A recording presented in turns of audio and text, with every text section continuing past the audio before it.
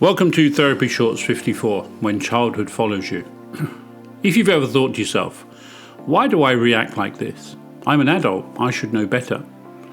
Here's the thing, most of your emotional life was wired long before you had a choice.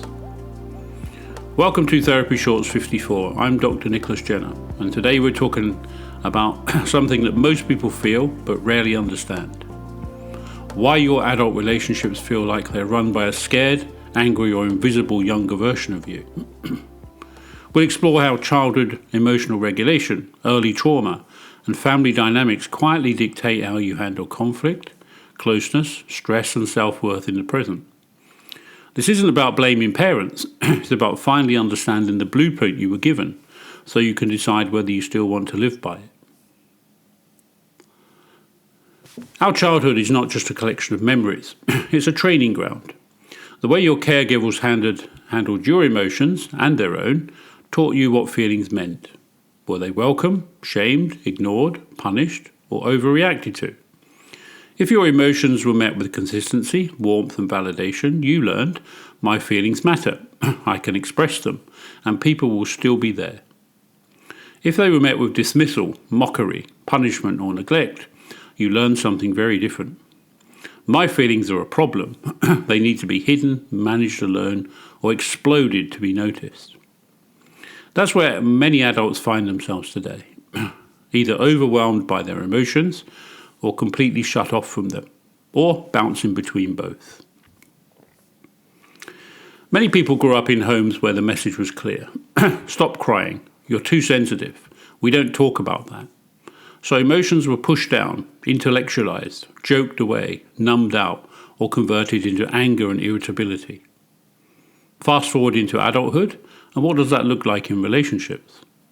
Struggling to say what you really feel, freezing or shutting down during conflict, exploding over small things because the big things were never spoken about, and saying, I'm fine, when you're anything but.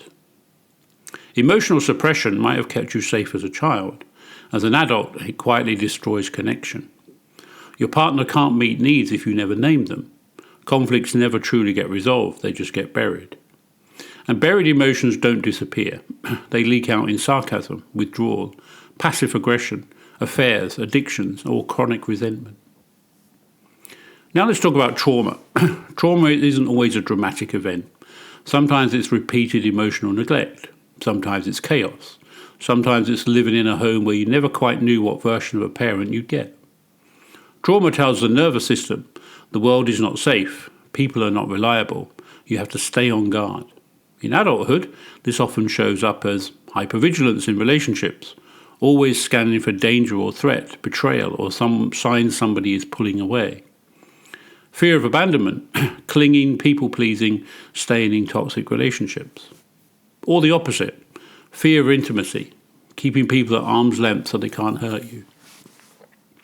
You might find yourself either over-depending on your partner for validation and safety, or never really letting anyone in, even when you're in a relationship. And this is not because you're broken, because your nervous system still believes it's in your childhood living room. We also absorb relationships by watching them. If you grew up around constant conflict and shouting, or silent treatment and avoidance, substance abuse or untreated mental illness, or infidelity, secrets, or emotional manipulation, that became your template for adulthood. You might repeat what you saw, or swing to the opposite extreme, stay in chaotic relationships because chaos feels normal, or become hypervigilant, telling yourself you don't need anyone. Take on the rescuer or caretaker role because you learned early that your job was to keep the peace and fix other people's problems. Children of divorce, for example, might fear commitment, expecting everything to fall apart, or overcompensate by staying in unhealthy relationships, terrified of failing like their parents. None of this is conscious. Most people don't wake up and think, let me create my parents' marriage. But they do it anyway, because deep down it's familiar. It's not just parents. Culture and environment also shape how we relate. Maybe you were taught that men shouldn't cry, women should always be accommodating and nurturing, strength meant never needing help. Those messages don't disappear, They make it harder to be vulnerable, ask for support, or say, "I can't cope." And if you were bullied, excluded, or humiliated, you may constantly question your worth, over-apologize, struggle with assertiveness, or become defensive and prickly to protect yourself from being hurt again. Also, growing up with financial instability teaches your nervous system that safety is always at risk. In adult relationships, this can look like obsession with money, control and security, difficulty relaxing and enjoying connection, or tying your worth to achievement, income and status. These may look like adult problems, but they're often just childhood survival strategies wearing grown-up clothes. Conflict is where childhood patterns scream the loudest. If your family avoided conflict at all costs, you may shut down, say it's fine when it's not, swallow everything to keep the peace until one day you explode or emotionally check out. If your family fought loudly and cruelly, you may expect every disagreement to be dangerous, go straight to defense, attack or withdrawal, and struggle to stay grounded and curious in hard conversations. Healthy conflict isn't the absence of emotion, it's the ability to stay present, name what's going on, listen and repair. Most adults never learned that. They learned either attack, avoid or appease. Here's the crucial part. Your attachment patterns, emotional habits and conflict styles are learned, which means they can be unlearned. Awareness doesn't magically heal you, but it does three important things.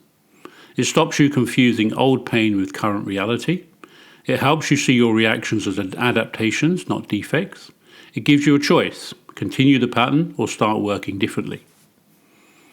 Healing starts when you learn to name and feel your emotions without drowning in them. Build relationships where emotional honesty and safety exist. And slowly teaching your nervous system that love doesn't have to feel like fear, chaos or abandonment. So if parts of this episode felt painfully familiar, take that as data, not a diagnosis. Your childhood absolutely influenced who you are in relationships, but it does not get to write the final chapter.